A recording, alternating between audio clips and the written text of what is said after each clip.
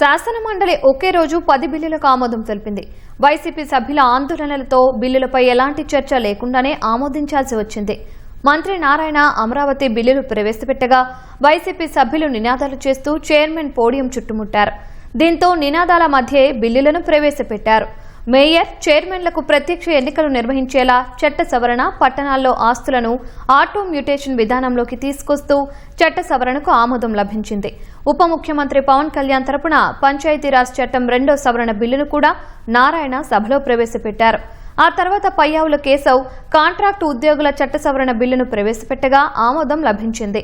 మంత్రి లోకేష్ విద్యాశాఖకు సంబంధించిన బిల్లులు ప్రవేశపెట్టగా వైసీపీ సభ్యులు ఆ సమయంలో చైర్మన్ ముఖానికి ప్లకార్డులు అడ్డుపెట్టి నినాదాలు చేశారు.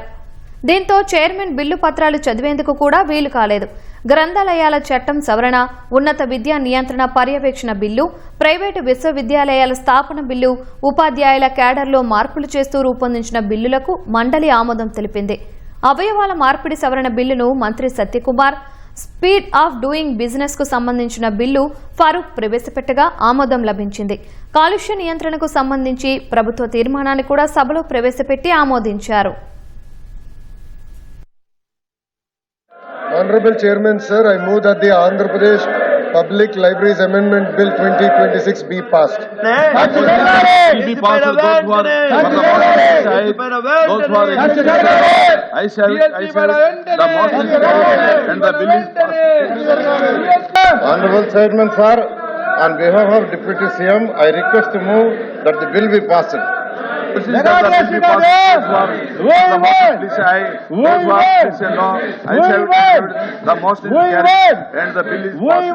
Honorable Chairman, sir, I move that the Andhra Pradesh Transplantation of Human Organs Amendment Bill 2026 be passed. The question is that the bill be passed.